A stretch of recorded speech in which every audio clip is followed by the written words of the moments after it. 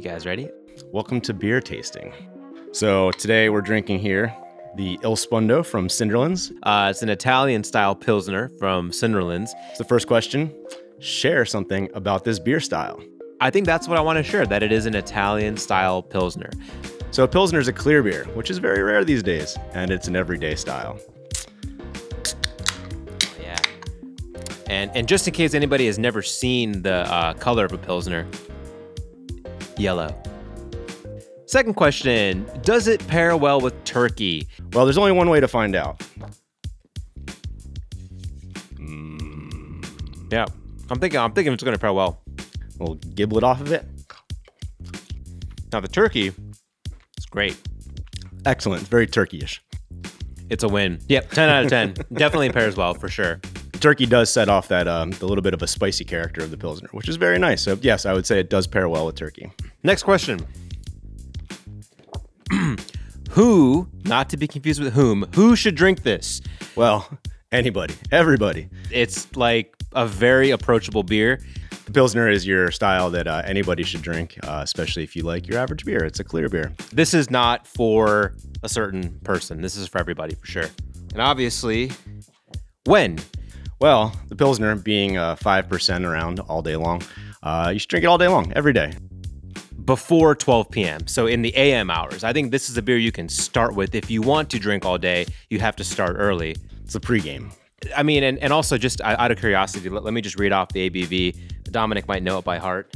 I believe it's around 5.3. Yep, and I don't know. Yeah, I'm just gonna trust him. I'm pretty sure it's in the 5 range. I feel bad that I can't find it right away. Pilsners generally fall in that 4 to 5 range. Hell yeah. Should I drink it with dessert? I wouldn't say it's necessarily a great dessert beer, but it would be a good beer after your dessert beer to wind down the evening.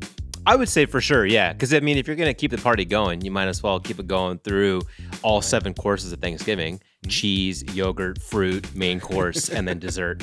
So, yeah, I would say yes, for sure. And that is the Il Spundo from Cinderlands. Hell yeah, man. We're out here talking about Rudolph's Red, the Spiced Ale. It's brewed by Helltown, available at any of the Helltown Tap locations. This will actually be my first time trying it. It's got a nice pop to it. You hear that? So you're gonna basically pick up some of that reddish brown tone. Share something about this beer style. It is 8.1% ABV. I looked it up beforehand. It definitely has the red characteristics of a lot of maltiness, but it's got a real smooth, nice spice to it. Yeah, it's not gonna like kick your ass with like booziness. It's actually pretty approachable. Smooth 8%. Yeah. Dangerous. Yeah. So, next question. Does it pair well with turkey? One way to find out. Only one way to find out. This is my turkey. I can already tell this is gonna be a good thing. Everyone keep calm. Yeah, no, that's a very delicious pairing. You know what would be great if you made a sauce out of it and put it on turkey? It's that good. Oh, like Magic and Kareem. Exactly. So, next, who should drink this? Well, it is an 8% beer, so I would say this is not one to drink after you've had 5 or 6 beers. It's anyone, I believe, who has any Santa Claus in them. If you are that person that puts up your Christmas lights in October, this beer is for you. And when? It's a spiced ale, so I'd drink it around any holiday festivities that you might have going on. Probably will go well with stuffing, to be honest. Yep. Super hearty, right? Absorb all that booze in your tum-tum. That being said, would I drink it with dessert? And the answer is yes. Yeah, I would totally have it both as dessert or with dessert. I think it would pair well with possibly some chocolate, you know, maybe some ice cream, or even that pumpkin pie. I think that would be very delicious. I don't know why I just smell the mic. I might smell the beer. Yeah, it's actually really hard to put down. It's the Rudolph's Red Spiced Red Ale from Rivertown, available at any Helltown location. So we're sitting here with the Goza to the Farm from Hop Farm. And I am stoked to goes to the farm. You know, I've known Hop Farm since they started years and years ago. Definitely some of the first to the scene. And this is a cranberry blood orange Goza style ale. I'm excited about this beer. Boom shakalaka. Share something about this beer style. So it is pronounced Goza. And that is a slightly sour beer. It has a slightly tart finish with some salt to it. The Goza is a fantastic gateway if you want to get into sours. So next, does it pair well with turkey? Before I answer that, I'm going to crack my beer. Here we go. Ready? You hear that? Oh yeah. Yeah, that's a good pop. It's got like almost like a peach salmon tone. What do you think, Dom? That is a clear, lovely example of a Goza. Yeah. Wouldn't be my first choice of a beer to pair with turkey. Contrasting taste, bifurcation, a confluence, like opposite of confluence. It's like two different directions. In what sense? There's a lot of hearty savoriness coming from the turkey. Yep. The Goza has a little bit more of like a point to it. Yep. A little sharper. A little sharper, Yep. yeah. I think it would go well with like a sweet potato. Who should drink this? I don't think it's going to be the person who drinks Miller Lite on the regular basis or your Yingling. I think this could also appeal to a wine drinker. So before you go to Strange Roots and dig into those wild, spontaneously fermented ales, start with this. Start with a little Goza. And when? Before dinner. I would say this is an all-day beer. Now, maybe not all day as in drink like, a bunch of them, but you can start early. You can have this at noon, 1 o'clock as guests are arriving. What do you think, Dom? Before dinner, I think this is a good palate cleanser. It'll prep you for dinner. It's not going to destroy you. I think it's a good one for that. Last question is drink with dessert, ? I can think of other sours I would have for dessert. I think that I would leave this one to the beginning of the meal. And shout out to Hop Farm, man. They're doing a lot of stuff well. They've been there since 2008, just a bunch of OGs making good beer on Butler Street. And I have to give a shout out. Their new can design and the new labels are fantastic. So if you haven't had anything out of Hop Farm for a while, I would say give it another try. This is a good place to start.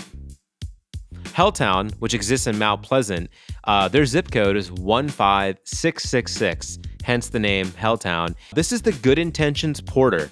It's a 6.5% porter. I think I've had this before, but I'm going to give myself a little refresher here. Yeah, this is dark. Nothing light about this. Yep. Wow. It pours like coffee. Look at that. So share something about this beer style.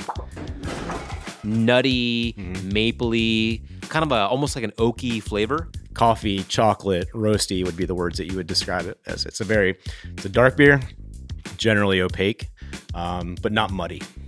Does it pair well with turkey? So if pork is the other white meat, what would turkey be considered? Yeah, I'm going to say so-so. Not my first choice. Not a problem. It's not at all a bad thing. Turkey tends to be very heavy, and a porter tends to be very heavy. So you're probably going to take a nap after that. Who should drink this?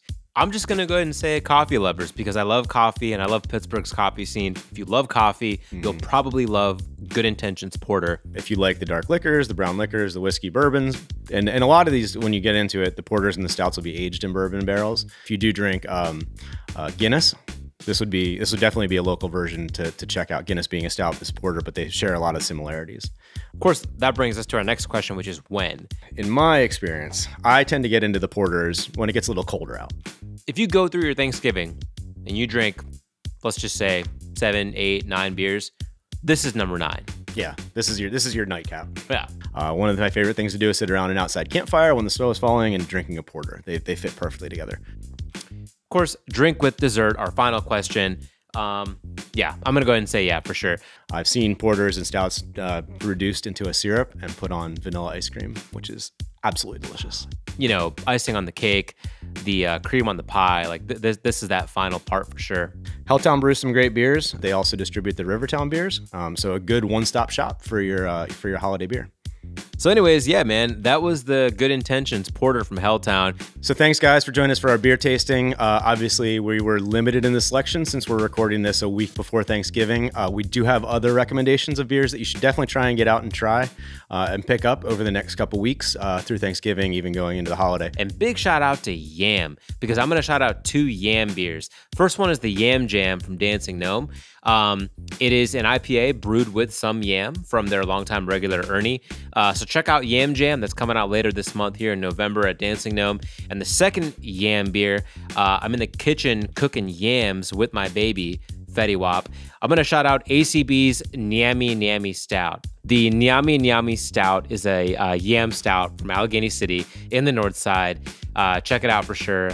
I would head over to East End and pick up a couple of Snow Melts, delicious dark beer.